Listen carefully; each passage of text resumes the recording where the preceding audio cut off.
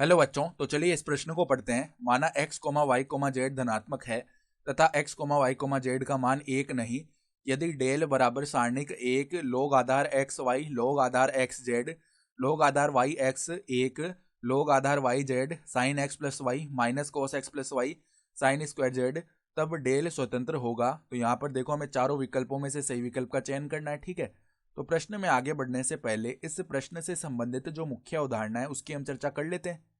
यदि यदि किसी सारणिक यदि किसी सारणिक की कोई दो पंक्तियों या स्तंभों के अवयव समान हो तो उस सारणिक का मान शून्य होता है। उस सारणिक का मान शून्य होता है। सही है, ये गुणधर्म हम जानते हैं सारणिक से संबंधित। कि मान लो ऐसी कोई सारणिक है जिसका देखो पहली पंक्ति ए है, ये केवल हम उदाहरण की तरह बता रहे हैं इसे। ठीक है, और भी कई तरीके के उदाहरण हो सकते हैं। और मान लो दूसरी पंक्ति ए है और तीसरी पंक्ति बी सी डी है। तो दो पंक्तियां, पहली पंक्ति दूसरी पंक्ति समान हो गई ना, तो इसका मान सीधा ही हम 0 लिख देते हैं। सही है, ये बात आपको समझ में आनी चाहिए। अब देखो डेल का मान क्या हो जाएगा।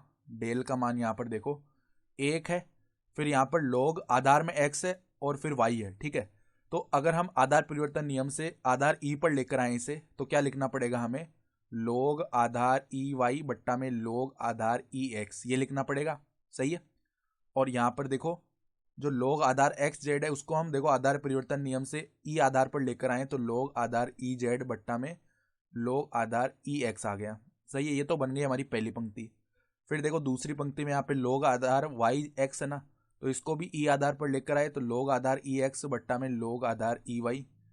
ठीक है, फिर देखो इसी प्रकार इसको हमने एक लिख दिया यहाँ पे, और यहाँ पे बन जाएगा लोग आधार ई जेड बट्टा में लोग आधार ई वाई, ये आ गया। फिर देखो इन पदों को तो ऐसे ही रहने देते हैं, साइन एक्स प्लस वाई और माइनस में क्या है कोस एक्स प्लस वाई, और फिर देखो हमारे पास क्या है साइन स्क्वायर जेड है। तो यहाँ पे तो हमने आधार परिवर्तन नियम लगाया, लघुगणक का नियम। ठीक है, अब हम पहली पंक्ति में से अगर एक बट्टा लोग एक्स को बाहर निकाल लें, ठीक है, तो यहाँ पे देखो अंदर क्या क्या बच जाएगा हमारे पास। यहाँ पे एक हो गया, फिर एक बट्टा लोग आधार ई एक्स को बाहर निकाला तो यहाँ पे लोग आधार ई वाई बच गया, फिर यहाँ पे लोग आधार ई जेड बच गया। फिर हम दूसरी पंक्ति में से क्या कर रहे हैं, ये जो एक बट्टा लोग आधार ई वाई है इसको बाहर निकाल रहे हैं, तो ये डेल का मान बनेगा ना एक बट्टा लोग आधार ई एक्स, और दूसरी पंक्ति में से एक बट्टा लोग आधार ई वाई। सही है, तो अब देखो यहाँ पे क्या बच गया, लोग आधार ई एक्स बचेगा। फिर यहाँ पे लोग आधार, देखो हमने क्या किया था, पहली पंक्ति से एक बट्टा लोग आधार ई एक्स को बाहर निकाला था ना, तो यहाँ पे लोग आधार ई एक्स लिखना पड़ेगा ताकि वो आपस में गुणा होके एक आ जाए हमारे पास। ठीक है, तो यहाँ पे अब क्या बचा, लोग आधार ई वाई बचा, और यहाँ पे लोग आधार ई जेड बचा। और तीसरी पंक्ति को तो वैसे ही रहने देते हैं, sine x plus y minus cos x plus y और साइन स्क्वायर जेड।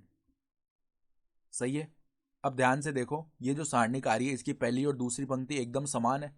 तो एकदम समान होने का मतलब क्या हो गया कि यहाँ पर देखो हमने क्या किया था, यहाँ पे हमने ए इस तरीके से पद माने थे, यानी इसमें भी पहली और दूसरी पंक्ति समान हो रही थी। तो यहाँ पे देखो पहली और दूसरी पंक्ति समान होते ही ये 0 बन जाएगा इस सारणिक का मान, तो डेल का मान 0 आ गया। यानी कि हम क्या बोल सकते हैं कि डेल का मान एक्स वाई जेड तीनों से ही स्वतंत्र है। तो विकल्प ए भी सही है, विकल्प बी भी सही है और विकल्प डी भी सही है। ठीक है, तो आशा करता हूँ कि आपको ये प्रश्न समझ में आया होगा। धन्यवाद।